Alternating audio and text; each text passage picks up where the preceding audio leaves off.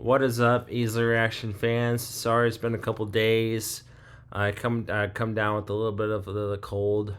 I'm growing in my Santa Claus beard, as you can see, and I got my new haircut over the break.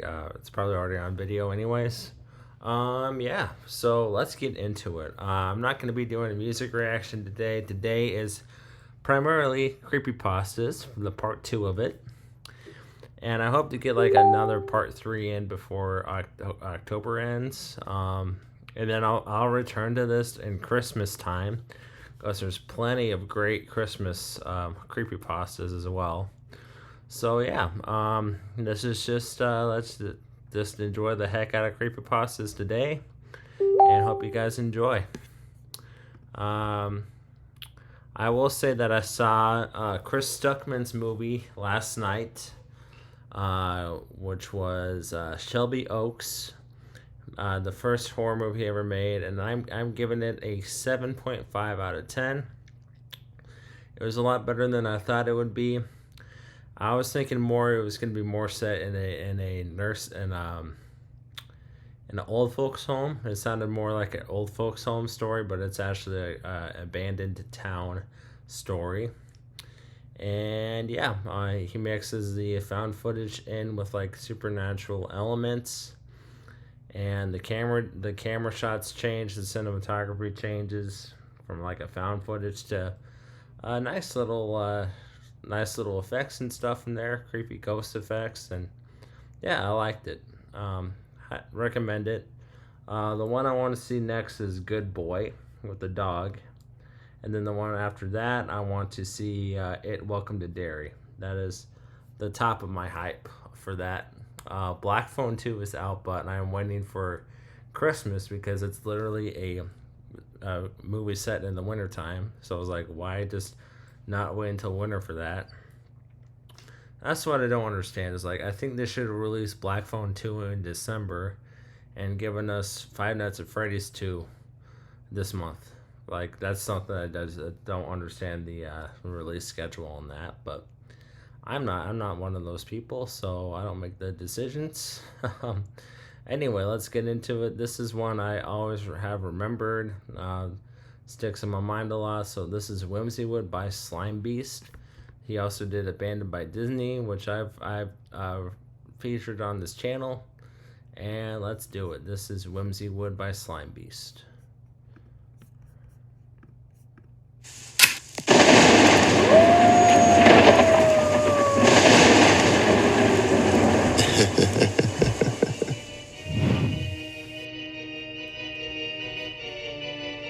Hello there, boils and ghouls. I'm here with my good friend, the humble little narrator. And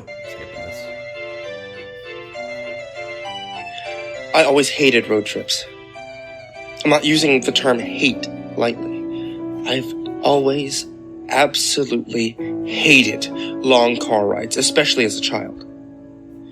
The hours on end spent cramped in the back of a vehicle drove me to the brink of absolute madness. The sound of the road seemed always just loud enough to make it impossible to carry on a conversation with my parents up front, and that's how desperate that I'd get for any break of the monotony. I'd actually wish that I could hear my parents. Sometimes when my mom would try to make the trips a little less unbearable, well, for both of us, she'd buy a stack of comic books or a couple new action figures and hide them until the dreaded day would arrive. And naturally, I knew about them and I'd usually end up looking at them beforehand, completely sabotaging the attempt. I guess I've just always hated waiting, really. I'm going to tell you about one of these trips, the most mind-numbingly boring trip yet. From my home in New York to my grandparents' house in Arizona. Yes, we drove to Arizona and had already read all the comic books a day earlier. We stopped at a couple hotels for the night along the way. I got to stretch my legs in school playgrounds. We happened to pass one when it was closed. But the majority of the time, for days straight, was spent seated, upright, seatbelt on, enveloped in the unforgiving drone of tires on pavement. I don't even know what state we were in when I saw the first billboard. It was a weather-worn, paint-peeling, almost covered by overgrown trees, something largely unremarkable except for the image of it. Whimseywood was written in multicolored, balloon-like letters and set above the upturned head of a unicorn. As we whipped past the sign, I could barely catch the small text below the mythological creature's image. Games, rides, animals, family fun. 25 miles ahead. "Mom!" I shouted as loud as I could, overtaking the tire's drone by several octaves. Mom! There's a park!" She had seen it. They both had. My father, driving, took his eyes off the road for a split second as the two exchanged an unsure glance. It was a look I understood despite having never seen it before. They didn't want to stop there. "Mom!" I must have sounded incredibly pathetic, even though I wasn't trying, because she turned back with a smile. "Okay," she said, "if it's open, and we'll see how much it costs to get in." That was all I needed to hear. Now I was bouncing in my seat, utterly enthused. I just felt renewed, sharper, and more alert after the stagnation of endless highways. I watched the occasional car pass by and looked into their windows whenever possible. I looked for another kid like me, maybe coming back from the park. If I saw one kid with a Whimseywood pendant or an oversized stuffed animal or even a simple smile on their face, I would just know the park was open. Every car that passed was empty, though. Well, except for the grown-ups. But who cared about them? I tried to convince myself that the random sights on the side of the road were signs that the park were indeed open. A soiled baby doll with a hole in its face, a colorful blanket fluttering in the branches of a dead tree, even a sock monkey reclining on the road's center divider lane. There were enough children passing through to leave those signals, so I was more and more convinced that this was going to be awesome. A second billboard whizzed by, the same Whimseywood logo, the same unicorn's head, and the same state of disrepair. Hanging off the billboard was a small wooden sign painted with red letters. Open. "Mom! Dad!" "I know, I saw." My dad turned to Mom again with a chuckle. "Well, I guess we're going." The final Whimseywood sign stood at the end of a gravel driveway that trailed a long way off behind the tree line. The sign was much like the billboards, but despite being in better repair, it actually seemed even older. The lettering was hand-painted in an old-timey style, and the text beneath the unicorn head differed slightly. Games of chance, mechanical rides, rare animals, wholesome fun for Junior and Sis. Dad didn't really like the idea of taking the gravel stretch. He grumbled and complained the whole way down as the tires crunched stone and kicked up things into the undercarriage. I heard a few curse words in there, but all I cared about was the fast-approaching fun. Past the trees, the Whimseywood Park was spectacular. On the drive-in, we were overlooking the entirety of the property, several cleared acres with a short, long building essentially acting as a gateway between the downward-sloping driveway and the gaming booths, petting zoo, and carnival rides toward the back. I was probably vibrating at a dangerous frequency at this point, like I was on the world's biggest sugar rush. "Wow," Mom remarked. "It's actually pretty nice." Dad started the car down the slope towards the parking lot with a deep sigh. The parking lot was about half filled with cars, which was probably a bit surprising to my parents. The minivans and station wagons scattered throughout the gravel expanse proved that, yes, Whimseywood was open. I didn't think anything of it, though, racing to the front doors of the building to see if they were locked. "Hey," Dad called out as I bolted forward. I froze in place, thought about what I must have done wrong, and sheepishly made the walk back to his side. Together, the three of us approached the building. More waiting.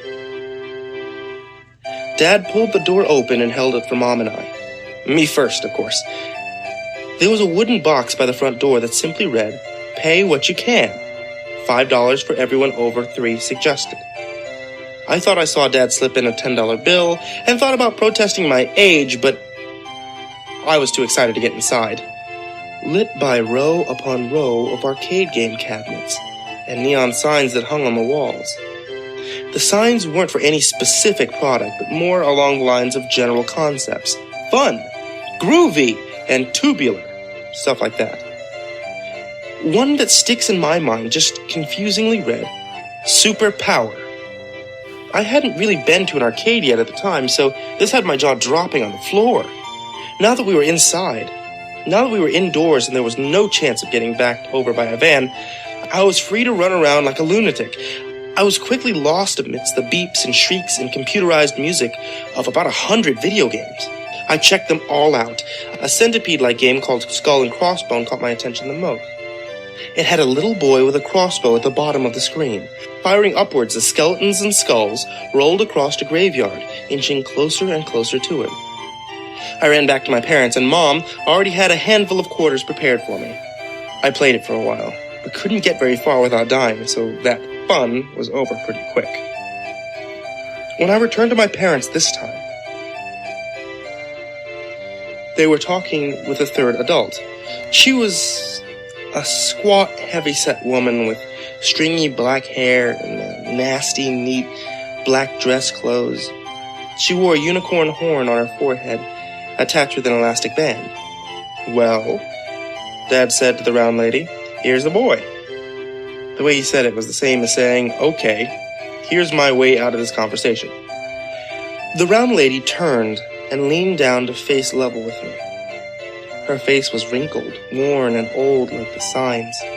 She said hello to me. She said hello to me with a large, yellowish smile, and her breath smelled like urine. I didn't answer her, instead clinging to my mom's leg. "He's shy," she explained. "It was nice talking to you." We quickly exited and walked to the large clearing behind the building. "Who was that?" I finally asked when we were out of earshot. "She works here," Dad said flatly. He paused and added, "Couldn't get a word in edgewise." We took a few steps before Mom and Dad exchanged the agitated look once again. For about 15 minutes, I ran from one attraction to the next as Dad repeatedly checked his watch.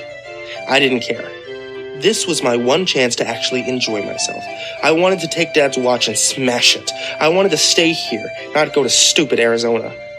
The petting zoo had the usual fare, goats, chickens, and a hell of a lot of feces.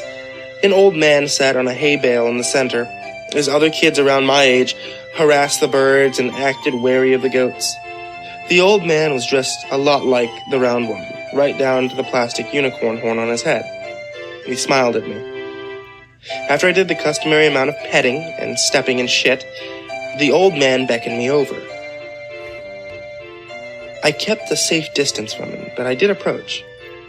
As I stood a couple of feet from the old man, he cast his gaze down at the straw beneath his feet. I did the same. Then he swept a bit of straw aside. Just beneath was one of the chickens. It was motionless, its head twisted several times around, jostled by the old man kicking the straw. A few maggots twisted and turned out of the creature's beak. I locked eyes with the old man, who was still smiling. "Don't tell the other kids," he whispered. "They'll all want to see." He just put his finger to his leathery, black, speckled lips, as if to shush me.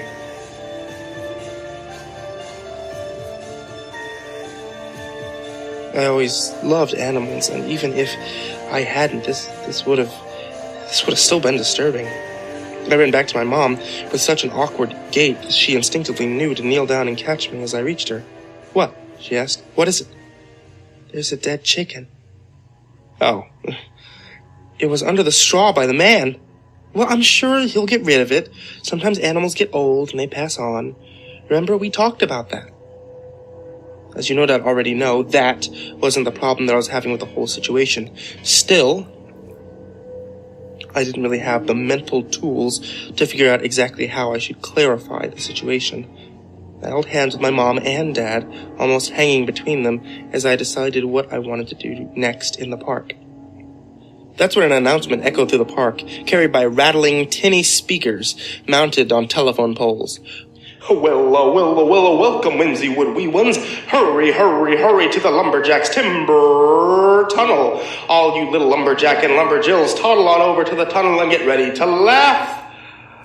The announcer did a passable, goofy impression mixed with a hype style of an ad for a monster truck rally. How about that? Mom asked. Want to do that? I felt a little less sick now, almost entirely forgetting anything was wrong in the first place. Sure, I perked up. The Timber Tunnel was like any given theme park tunnel ride. A metal track, a roller coaster style cart, and a long tunnel the tracks led into. The mouth of the tunnel bore flat plywood trees and a stand-up cutout of a blurry lumberjack that looked like it had been left out in the rain for about a century. It was faded and worn, most of its facial features missing, aside from a thick beard. I got into the cart at about the back.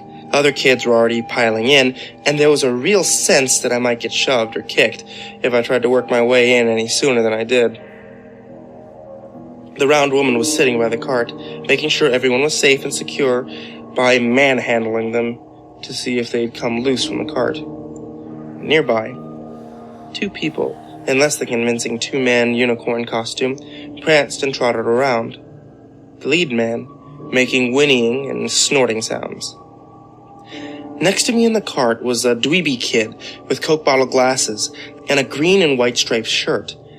He had a blob of snot rolling down his upper lip, which he would occasionally snort back up as he looked around in wonder. If this kid smiled any wider, his head would have fallen off. When the round woman finally worked her way to the back of the cart, she jerked and jostled me roughly, her hands darting from my arms to my chest to my legs and bumping my crotch in a way that gave me a fleeting sense of extreme unease. It happened so quickly that she already moved on before I could even croak out a word. And with that, the cart was off. All the kids waved to their parents, who waved back again, and my hands were solidly on the metal bar that held kids in place as I stared towards my parents, still dumbfounded by what just happened. Mom and Dad waved. Their look of happiness turned to concern over my appearance just as I disappeared into the tunnel.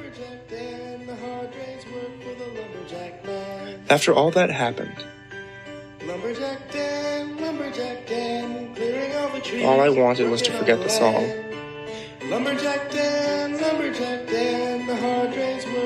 It issued from unseen speakers over and over again with no variation. It was set way too loud, and a couple of kids ahead of me clasped their hands over their ears, most just laughing as one said, "It's not bad, you guys are gay." We passed painted scenes of forest landscapes and little animatronic lumberjacks. They had about the same range of animation as a desktop drinking bird toy, and were about the same size. It was like being on a train in a miniature train set. As we rode around a curve, the song loop sped up like the cassette tape was being played on fast forward. The screeching, high-pitched voice was ear-splitting now. All the kids were covering their ears. I looked at the little mechanical people as we continued through the ride. They were moving faster as well, blindingly fast, faster than a tiny tin toy should realistically be able to move without flying free of the hinges. As we continued, the lumberjacks were cutting other things, farm animals, people.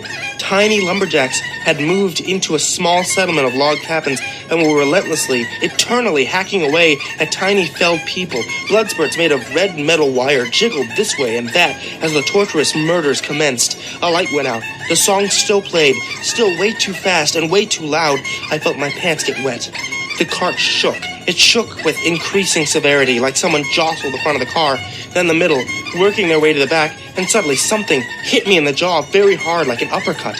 I felt something lash my face as well. It was like being hit from underneath with a child's shoe, foot and all, with laces following suit. It was almost like somebody had thrown past while kicking out violently. Reeling from the shocking blow, I slipped beneath the safety bar and crumpled to the floor of the cart.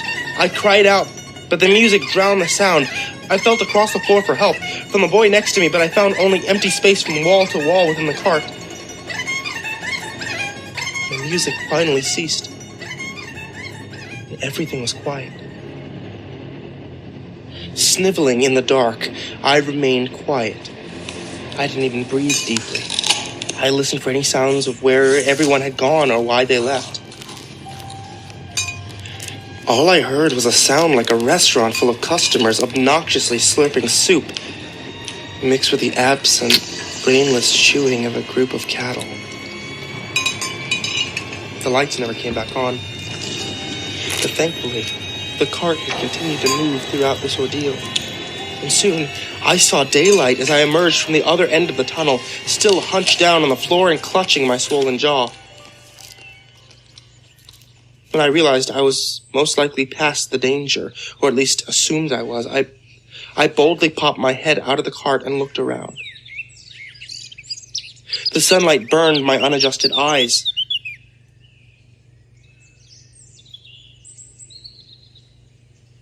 I was alone.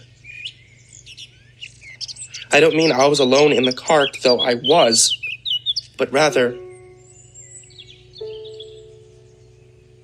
there was absolutely nobody around. Not a single parent was there to greet anyone coming off the ride. The cart was still moving when I rolled myself over the side and landed on the ground hard. I was frantic at this point, nearly crying. I moved as fast as I could through the grounds, making a beeline away from the timber tunnel and toward the long building at the front of the park. The petting zoo was empty except for the animals. Everything was empty. The game booths displayed unguarded prizes. The other rides whirred and click-clacked with no passengers and no operators. As I moved through the arcade building, I made sure to stop at each row of cabinets to see if my parents had come in there for some unknown reason. It was just as desolate as the rest of the place. When I reached the parking lot, that's when relief finally washed over me. There was my mom and dad walking toward our car, and the other parents here as well, doing much the same. "Mom!" I called. "Dad!" Nothing. Not even a hesitation in their step. "Mom!" I repeated in a desperate tone, and when I caught up to them, I slipped between them and took their hands again. Both gasped in shock and looked down at me as if some sort of otherworldly creature had suddenly grabbed onto them. "Hey!" "Hey," Mom said, almost as if she was remembering something from far away in the past. "Hey, where were you?" "Mom," I started bawling at this point. "Mom, I was in the tunnel. You left me in the tunnel. Where are you going?" "Tunnel," she repeated, seemingly mystified. "The tunnel." Dad grinned at Mom. "We left him in the tunnel." He was making fun of me, acting like I wasn't making any sense, and like I was doing it on purpose. It made me so mad I could actually hear my own pulse. "Dad, you did!" I never convinced them. To this day, I never convinced them of any of it. Even though we all got into the car and drove up the slope of Whimseywood, 10 seconds later they acted like they had never heard of the place. They acted as if they had no interruption in the trip. Mom even said I dreamt it. We were right in the middle of talking about Whimseywood. She had just said it seemed like a nice place, even if it had been a bit run down, and the next moment she was talking about it being something I dreamt. I watched another car behind us that had just come from the park, without the child that had been riding along less than an hour earlier. Out of the passenger side window came a stuffed rabbit, a juice cup, a coloring book.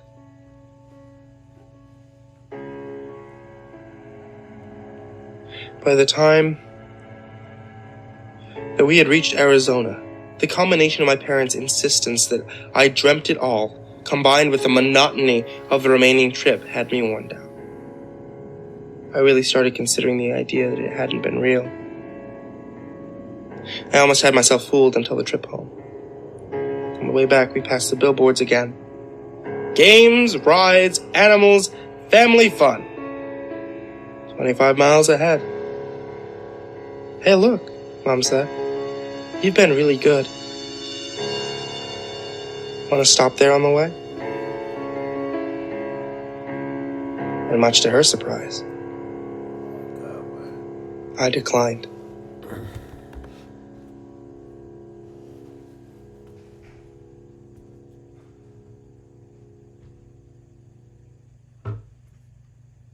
Yeah, that one, it gets, like, it's a slow grower for me. Like, in the beginning, it's like, it's alright. But, like, when it gets to the ride speeding up and shit, and then the music at the end, that's just classic creepypasta there. And, yeah, that's not the one I remember the most. I think there was another recorded before this one, and it got taken down or something happened to it.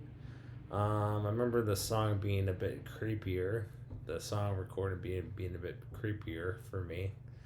But yeah, that's one that kept me up all night on my tablet. So love that one. Let's pick another one. We're at least gonna do two today. Let's do a little bit Chilling Tales for Dark Nights. And video is popular. Okay. Let's do.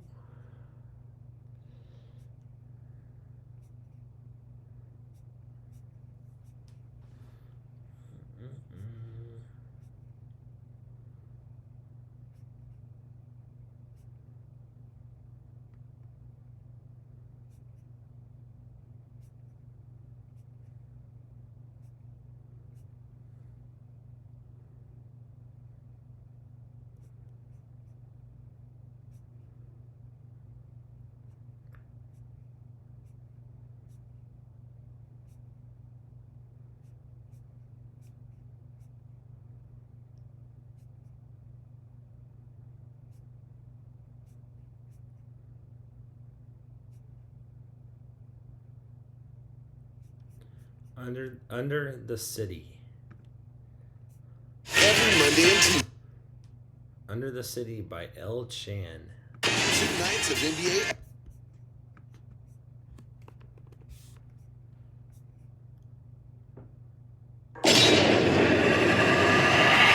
Chilling Tales for Dark Nights.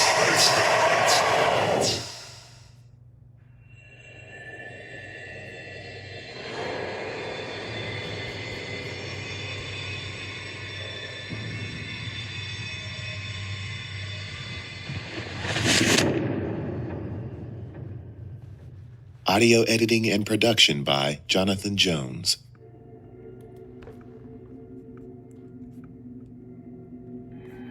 Under the City.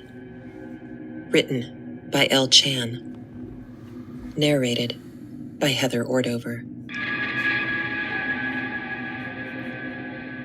Dave sits in the dark under the city.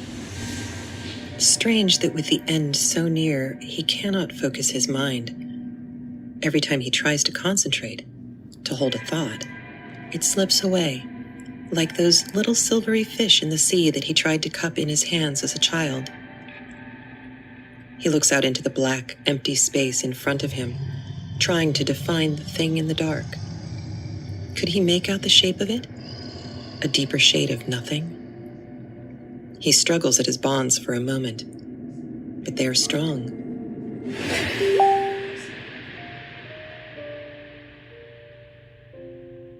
The descent began with dark spots on the scan. The doctor broke the news in a practiced tone, equal parts kindness and seriousness. He pointed at each spot like they were no more than the "You are here" markings on a map. He explained that the spots were endlessly hungry and would eat until there was nothing left. The doctor tried the knife first, removing her breasts with clinical precision. 2 months later, the hungry spots returned. Drugs were next, but they didn't work either. The hungry dark continued to devour her from the inside. In a matter of months, there was little left of the woman he loved. The spots grew. The doctor shook his head. Dave kept vigil by her bed until she died in her sleep without saying goodbye. Trussed up like a turkey, Dave's face is in the dirt. His irises expand, greedy to suck in any light, yet he sees nothing. He takes short, shallow breaths. He does not want his companion to wake. He fears hearing her voice again. The hungry dark was replaced with a dull ache in Dave's heart. He tried to fill the void from his wife dying with friends and then drinking. Soon after, the hospital bills came and his finances crashed. Alcohol won out over his job, sloshing in the aching, bottomless pit, never quite filling it. The lawyers eventually came, rendering him homeless, a drifter moving from room to rented room. When what little money he gathered was exhausted, pissed away in the stinking alleyways behind bars, he drifted from couch to couch, spending any goodwill he could scrounge from his friends and family. And one day, even that ran out. Dave discovered a new economy on the streets: begging, stealing, conning. The alcohol stopped helping, but the streets had other delights to feed the aching dark, other crutches. He turned to drugs and lost more of himself in the bright minutes after the poison flowed through the thin metal needles into his veins. He no longer recognized his own reflection and averted his eyes whenever his gaunt visage swam into view. Better to remember how he used to look: smoothly muscled, passably handsome. Dave never felt the speed of his descent into thievery and madness, but when he stood over a baby's pram, with the mother's purse in one hand and the other reaching out for a bottle of milk, he knew that he had hit bottom. Still, the aching dark asked to be filled, to be fed. The last time he saw the light of the sun, he hurt a man. An easy life had left Dave unused to violence. The wallet on the park bench was too tempting an opportunity to pass. He regretted it instantly when the wallet's owner, a large middle-aged man, was hot on his trail, bellowing like a bull. The man caught him around the waist, and they tumbled to the grass together. Dave flailed wildly, desperately. Blind luck allowed him to land one heavy blow on the man's face. The fat man howled and pulled back. Dave punched, he gouged, he scratched. When his opponent was reduced to a blubbering ball of flesh, he lashed out with his legs, channeling months of anger and hate into every bone-shaking kick. His face was known around the park. Any one of a dozen cameras would have caught him. The sad collection of people who he shared the cardboard squat with would have given Dave's name up for nothing more than a few cigarettes. He would have to go even further off the grid and wait until the heat died down, maybe even skip town. Every breath seared his lungs. Dave paused at the mouth of a train tunnel. He thought about all the poor souls peeled from the tracks. The trains ran on a relentless schedule. Those that were unfamiliar with the rails never knew how to get out of the way in time. But they would have to do.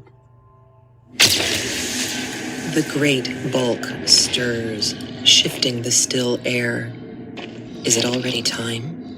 The nylon twine tying his wrists is strong. The sharp edge of the rock bites into the fibers, but it is slow work. The vigorous effort leaves his wrists raw. He can't afford to break the skin.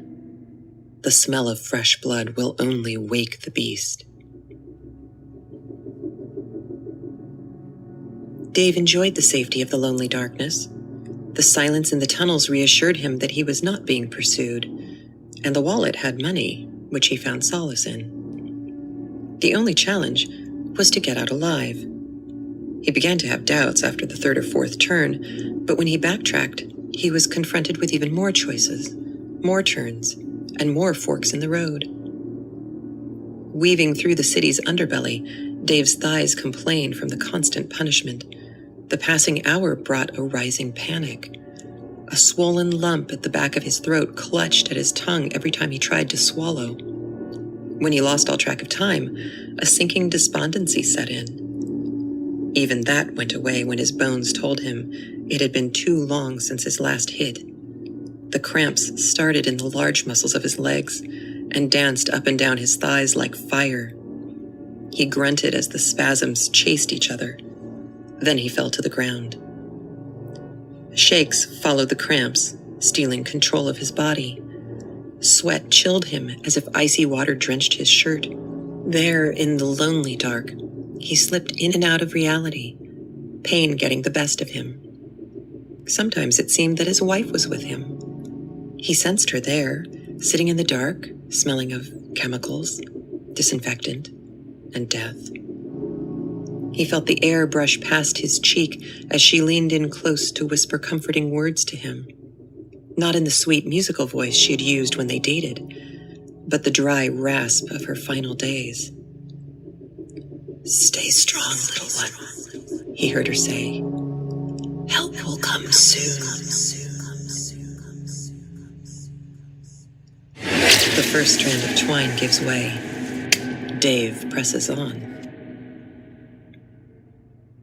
When Dave came to, a small waifish girl was pressing a damp cloth to his forehead.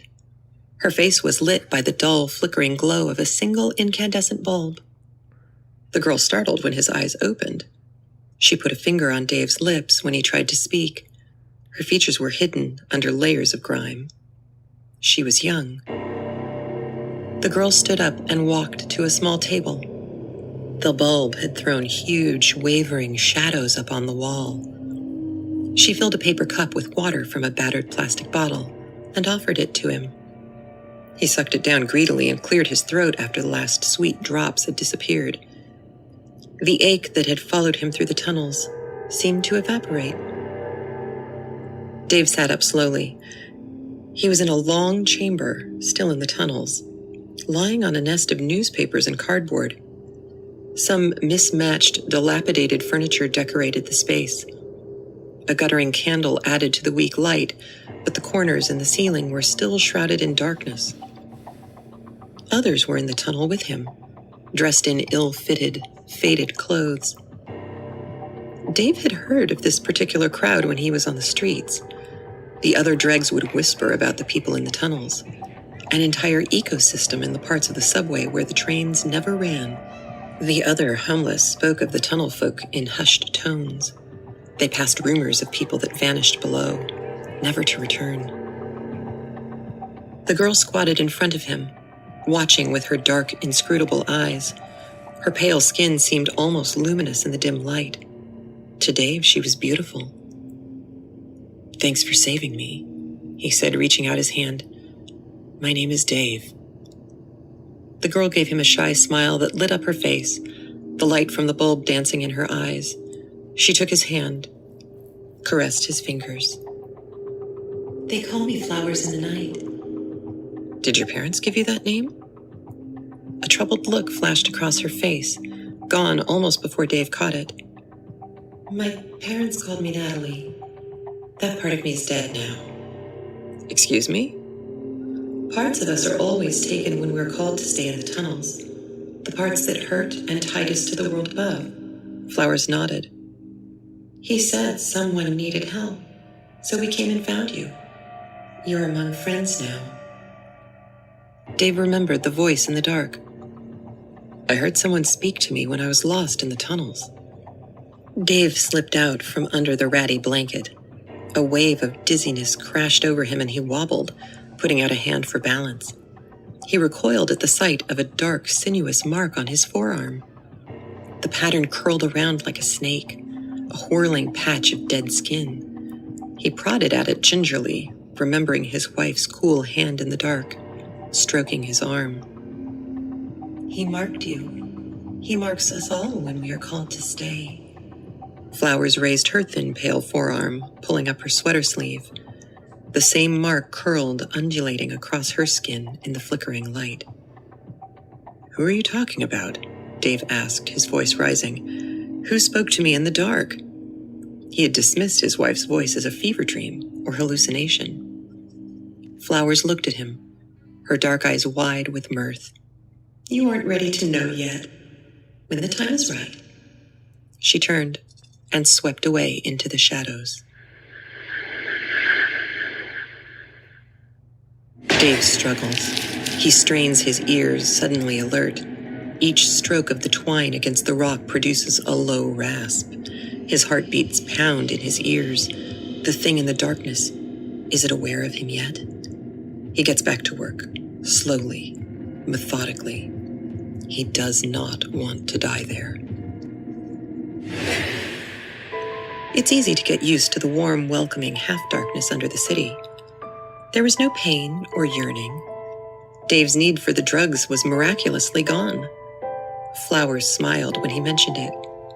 She showed Dave the needle marks, not on her arms, but between her toes. Suddenly, he understood that the ache was gone, and it would never come back. It had been a long time since he had space for thoughts beyond his next meal or fix. He felt like he had a purpose, to help and be helped. Even after a week, Dave still had trouble remembering names and faces. The flickering light turned people into shadows and back again. He spent most of the first few days asleep, waking to find a plate of cold food. Sometimes Flowers would be in the corner of the alcove watching him, stroking the strange scar on her arm. The food was simple and scavenged from the city above. Ends of loaves of bread, tins of food, half-eaten meat. Dave's strength returned after some time, though time held no meaning under the city. He slept when he was tired. He woke when he felt rested. He learned to work again, his hands and feet unsteady. He helped by fetching water and laying out the scavenged food in the communal larder. Flowers became his closest friend. Eventually, Dave asked her to show him the way back to the surface. She brushed his forearm with her cool fingertips, and he felt a tingle. The wavering light made it seem like the scar was twisting around his forearms, straining towards Flowers' touch. She laughed, the sound high and joyous like the tinkle of a glass bell. "Dear heart, if you have to ask, you're not ready." Dave had looked into the Stygian beyond and thought twice about venturing out on his own. The flashlights and torches were guarded. Even with a light, he would get lost in the tunnels. So he saved the thought for a different day. Dave feels his bonds breaking. Progressing slowly but steadily, the twine separates one fiber at a time. He forces his hands down, keeping the pressure. Then he feels the scrape of the rock's edge on his wrist, and the sharp, coppery tang of blood fills the air. "Nothing topside for folks like me," Brad said. He was a bear of a man, over 6 feet tall and thickly muscled. His group went above ground to scavenge and trade. He'd been living in the tunnels for close to 5 years. He was one of the first few to go down. "How many miles of tunnel do you think we got in the city?" Dave asked. Brad gave a snort and thumped Dave on the back so hard he nearly bit the tip of his tongue off when his teeth clicked shut. "Truth is, nobody knows," Brad said. "Back when I was topside, I started out with some of the crews digging out the tunnels for the trains. We'd have these massive digging machines that just about chewed up the rock and shit it out in chunks. Rest of us would be loading it up and carting it off to the surface. At least that was the plan. There are hundreds of miles under the city. We don't use it all. We didn't even dig it all. Something else did, long before we got there." Brad grew animated as he spoke, absent-mindedly scratching at the twisting scar on his arm. Dave felt his scar itching at the sight. He sat on his free hand to stop it from creeping up to rub at his own scar. "I remember when we busted through the thin wall. Looked like a chamber. Wasn't big and hollow like a cave, kind of like how we dug it, longish for travel. Except it wasn't one of our tunnels. Walls were smooth and old. We sent 2 guys in first. When they hollered, the rest of the crew followed. I stayed to watch the equipment. Nobody wants the lights to go out when you're underground. 2 of them came out. Said there was something I needed to see. They had this crazy 1,000-yard look in their eyes. Next thing I know, they grabbed me and hauled me into the tunnel. That's when I heard it. You heard a voice? Dave asked. No 2 people hear the same one. For me, it was my dad. My wife, Dave nodded. Cancer. Brad's eyes opened wider at the news. My dad, too. The man was still a pack-a-day when he was trying to quit. It got his lungs and his throat in the end. They had to cut a hole in him just so that he could breathe. That's what I remember his voice sounding like. That funny mechanical sound that was left. That's what was speaking to me in the dark. None of us ever talked about what we heard that day. But you came back down. Yeah, years later. I quit. Fell off the grid like you. I hadn't kept in touch with others from that day. I think some of them killed themselves. I came close a few times. Once or twice, when I got really close, when I was just a pill away from never waking up. I thought I was back under the city with the thing speaking in my father's voice. It called. It called me back. So I came. What is it? What's in the dark? Brad leaned back, his eyes taking on a glaze of reminiscence. I don't know what it is, but it's big. And old, older than the city, maybe older than people. And it's hungry. Brad caught himself, snapping back to attention. He unfolded his arms, got to his feet, and walked away. Dave's hands are slippery with blood, warm and sticky. He feels the beast stir. Shouts pierced the darkness in the tunnels, bouncing off the walls, coming from everywhere at once. All the people in the tunnel stood as Brad came hurtling into the light, clutching his shoulder. Blood stained his fingers. 2 others from Brad's group followed, dragging a struggling young man behind them. Punks jumped us, Brad hissed through gritted teeth. Don't know what the hell they thought they could steal. This one got me with a knife. The other took off. Careful with him. That dog bites. Flowers stood up straight. The tunnels will take care of the other. We know what must be done with this one. She drifted by Dave, her eyes dark and fathomless. You will help. The young man struggled while Dave pulled him deeper into the tunnels. Dave had never been down that far. The light from the settlement faded into the distance. The darkness swallowed them. Each footstep was an act of faith, and the quiet shuffle of feet on the dusty floor behind him reminded Dave that he wasn't alone. The dimly lit hovels were a world away. The only things that existed were his hands gripped tight around the sweat-slicked forearm of the interloper, and his quiet, wheezing breaths. The young man had threatened at first. His demeanor softened as the light dimmed in the tunnels. The threats melted into pleadings, and the pleadings into quiet moans and sobs. All of it wasted on his impassive audience. The texture of the air changed, and the echo of the footsteps were not as pronounced. Dave sensed they were no longer in a tunnel, but inside a larger chamber. Flower's slim fingers tapped his shoulder, and the procession stopped. Flowers leaned in close. You must not be afraid, she whispered. You are safe as long as you are one of us.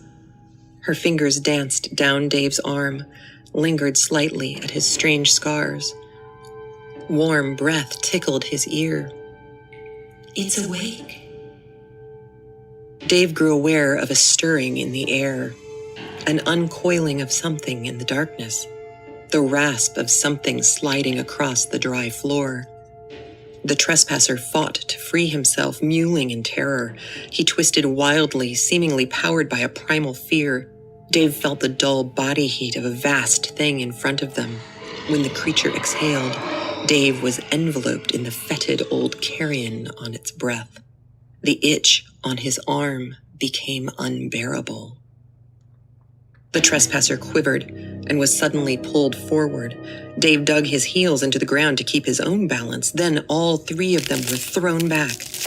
Dave landed hard on his side, his hands still locked in a vice-like grip around the man's forearm. The trespasser's hand twitched spastically, his fingers clenching and unclenching. Dave propped himself up on his elbow, unwilling to loosen his hold. When the struggling stopped, Dave adjusted his fingers for a better grip. He felt the ragged edge of flesh and bone and screamed as he threw the severed arm away. Flowers leaned in to tell Dave that they were done.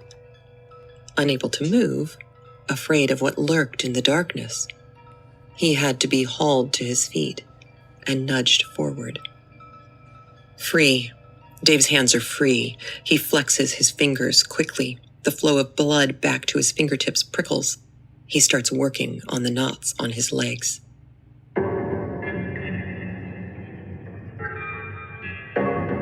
Halfway back, his foot hit something small and hard, the clink suggesting that it was not just another rock. Bending down, he felt the straight plastic edges of a mobile phone. He realized the young man must have dropped it as they drug him to his death. The man's blood was still on Dave's face and arms. The spray in those few moments of chaos served as a reminder of the beast. He shivered at the thought of its hideous hot breath, fading away in the chill of that empty space. He wanted to run then and there, but he had no chance of evading so many. And there was still the thing itself to deal with. Dave knew what he needed to do.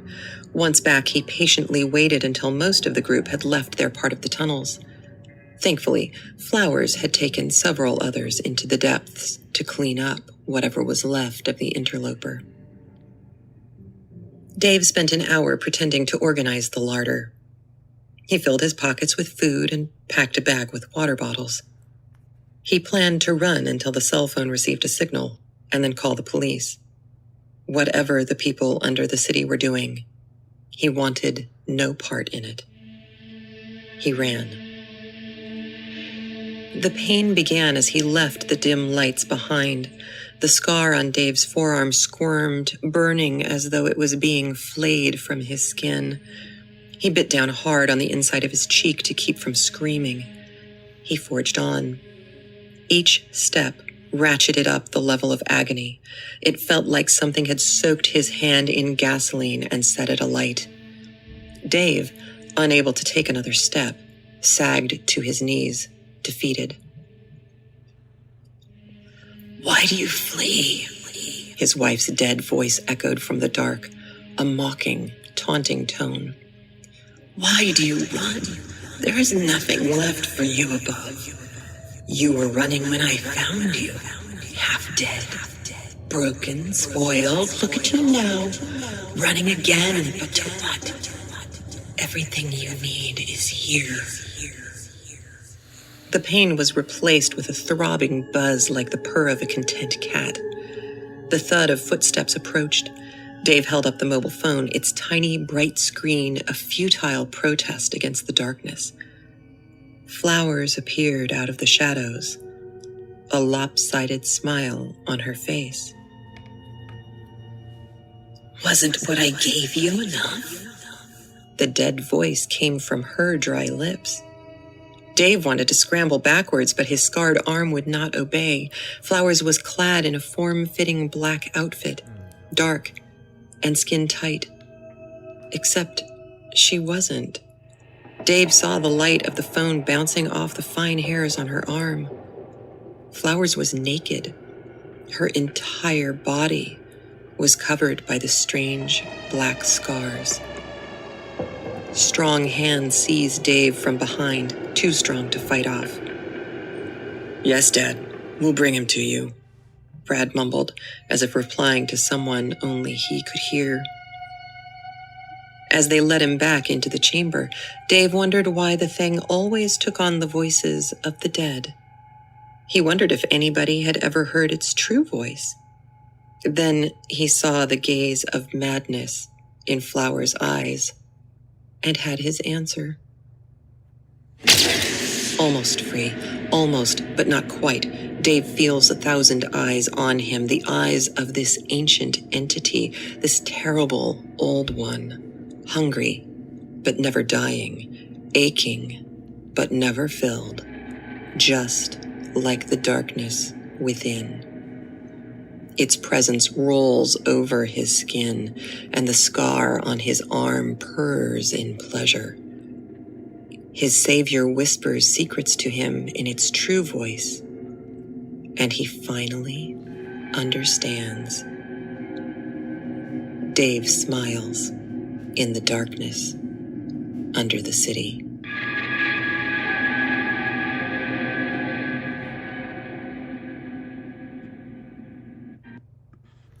That's pretty chilling. Kind of feel like it could have been a little bit better, the production wise. To really get a focus on the story more, but I have to go back and listen to it more. But I did really enjoy the plot of it. So yeah, that's gonna be that. And then we're gonna end with one of those cartoons again. I forgot what it's called, like Katie Towel or something. Yeah, there we go. We're gonna do. Let's do a Mockingbird song. I remember this one well. This digital calendar to load makes it worth every penny. I wasn't fully convinced the Skylight calendar.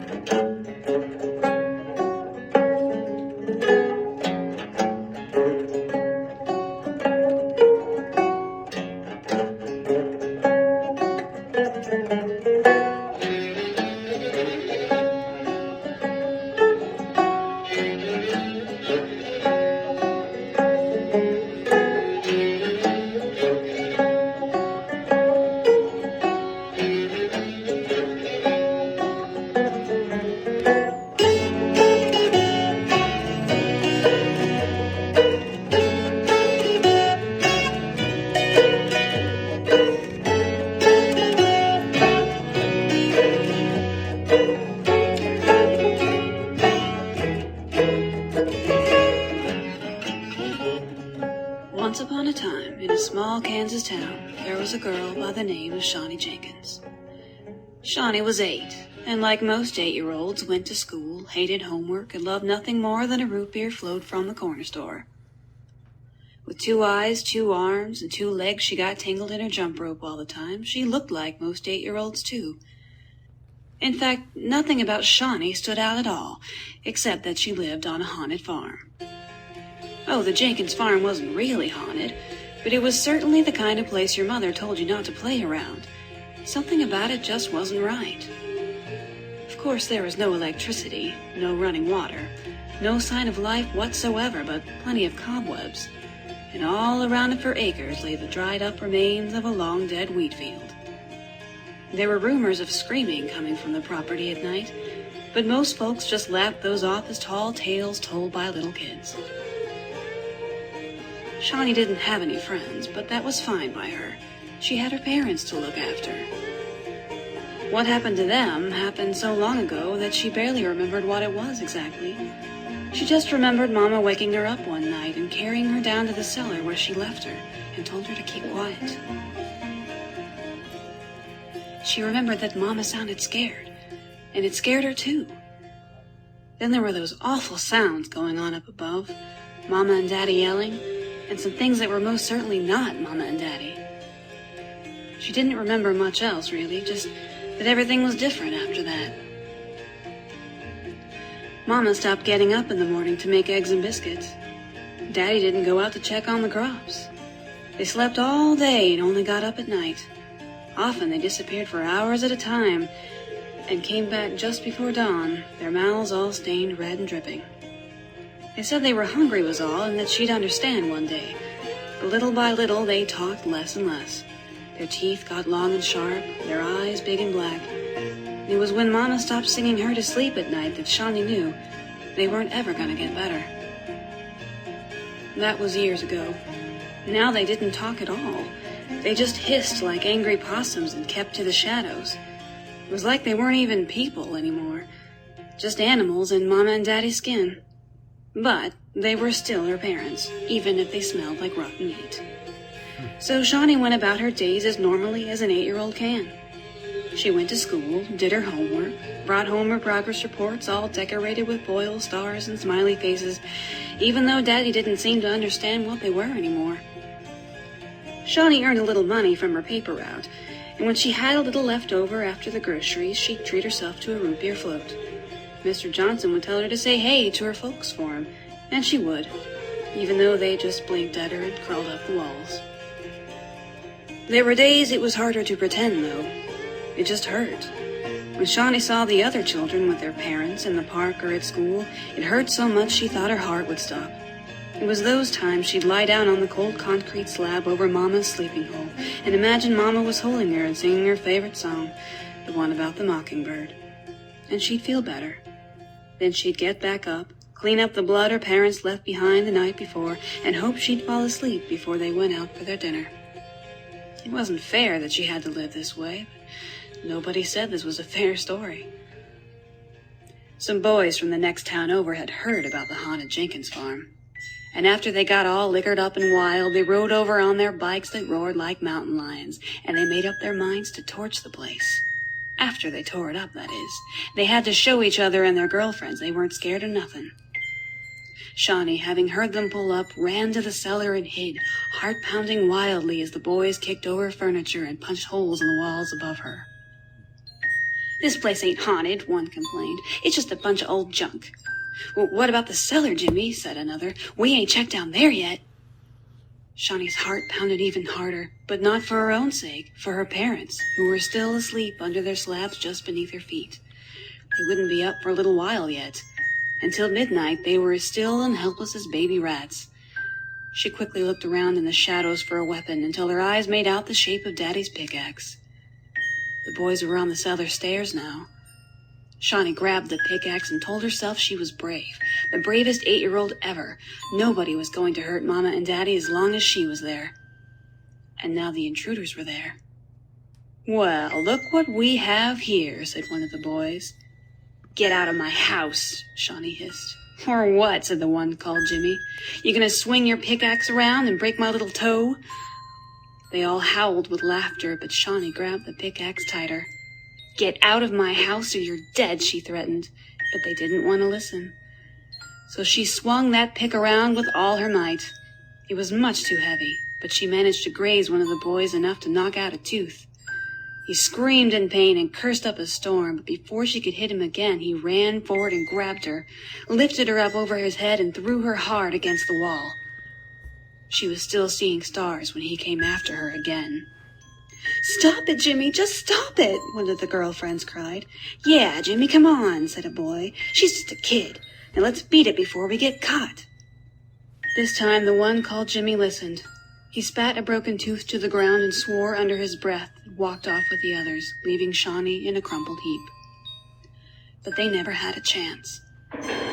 There was a snarling sound from beneath the dirt floor, and as suddenly as if dynamite had exploded, the concrete slabs shattered.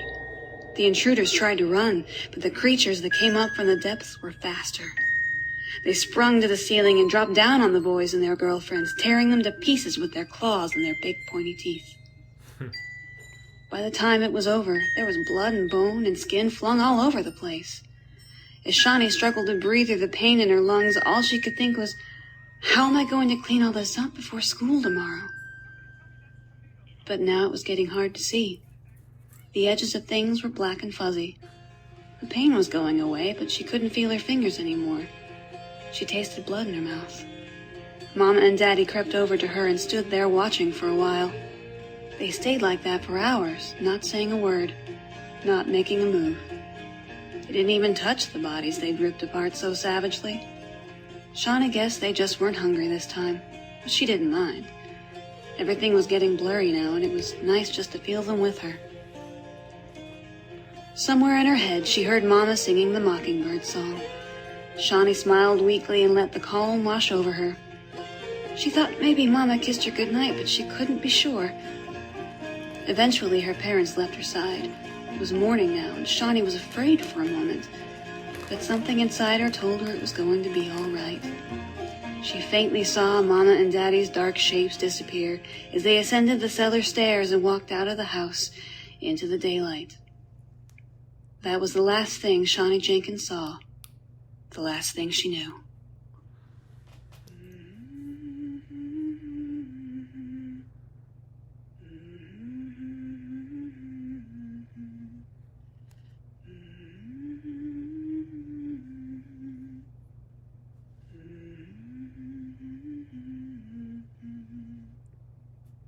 Good night.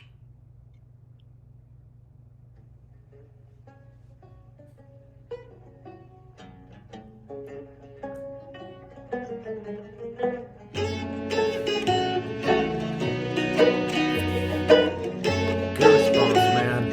Goosebumps on that one.